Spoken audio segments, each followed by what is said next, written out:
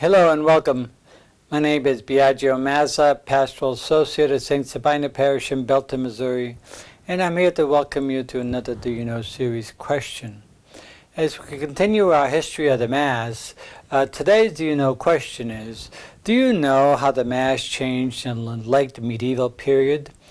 The late medieval period is roughly from the year 1000 to about 1500. And during this period, many changes occurred in the social, cultural, and theological world that impacted the liturgy greatly. In the previous period, oftentimes referred to as the Dark Ages, the early medieval period, there wasn't much of a focus on revival and renewal. But by the year 1000, you had a number of people, especially within the papacy and church hierarchy, who moved towards revival and renewal of culture, knowledge, and so on. And this is also, by the 12th and 13th century, this is the age of Thomas Aquinas, of Francis, of Dominic, the age of the Summas. These were attempts at organizing and ordering theological knowledge and sophistication with regards to theology and so on. With regards to the Eucharist, as I said, was primarily into the hands of the clergy, and a great deal of speculation was had with regards to the Eucharist as an object, especially how Christ was present and the real presence in the Eucharist. And what soon developed was the doctrine of concomitance, in which it said that not only is Christ fully present in both bread and wine, but is fully present in each one separately. As a result of this proposition and theological thinking, this resulted in essentially removing the cup from the people. One was the doctrine of concomitance. The other was the whole issue of the continual fear of spilling the wine. And so as a result, the cup was removed, and now communion was received only under one species, namely the host, the bread itself. And so we have, as a matter of fact, it's fascinating, we have artwork at this period of time that actually shows Jesus at the Last Supper distributing communion from a ciborium with white wafers, putting them on the disciples' tongues as they knelt in front of him. So this became the whole notion and the whole practice of now receiving communion. The fear of a distant God, by the way, also, and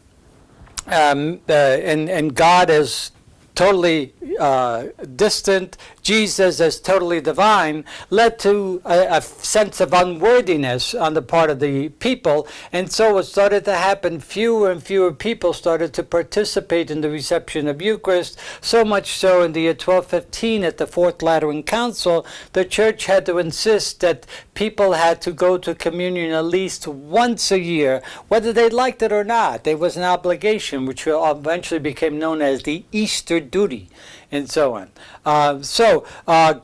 Beautiful Gothic churches were built at this particular time, which developed the awesomeness and the majesty of worship, and heaven was to be come close to us and we to God, but they were not very good at engaging participation on the part of the people in the liturgy. What actually developed too, they actually began to put what they call giant rood screens. These are screens that were put in front of the altar with crosses on top that began to block the view of the action of what was happening at the altar and so on.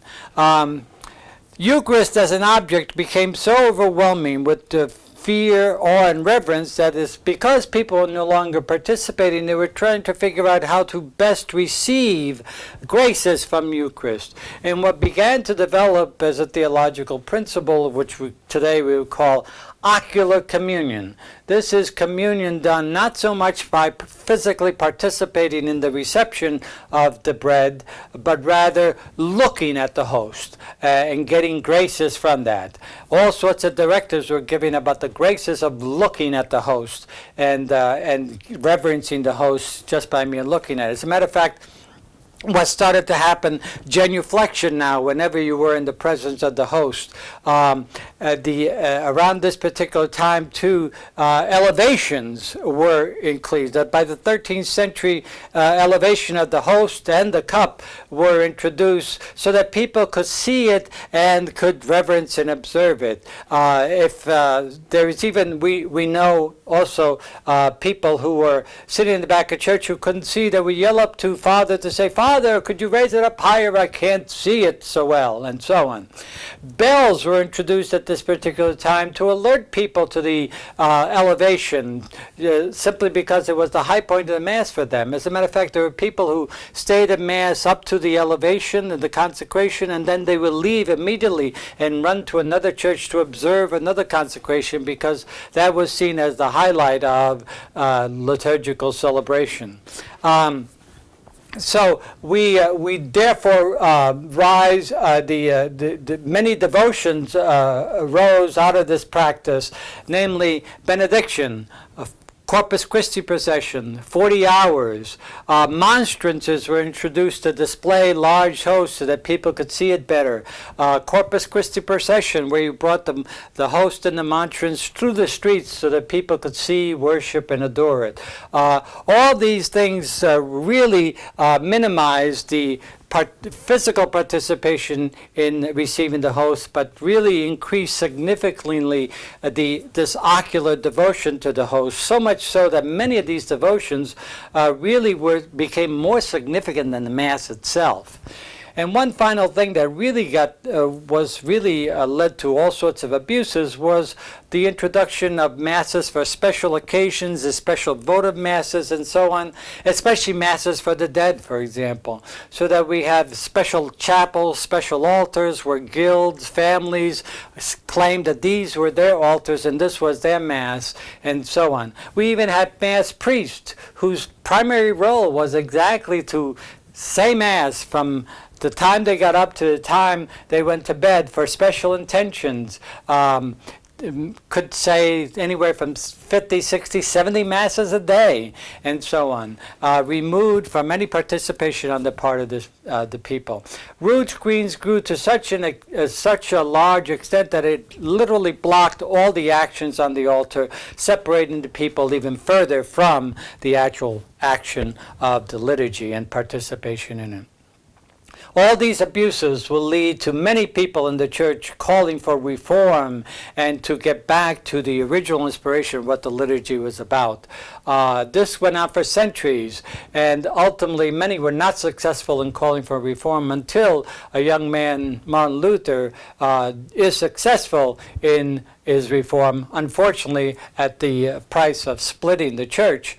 But reform was called, and I hope you will return again to more Do You Know series question as we continue our history of the Mass focused on the call for reform of Martin Luther and how the Church responded at that particular time. Thank you very much.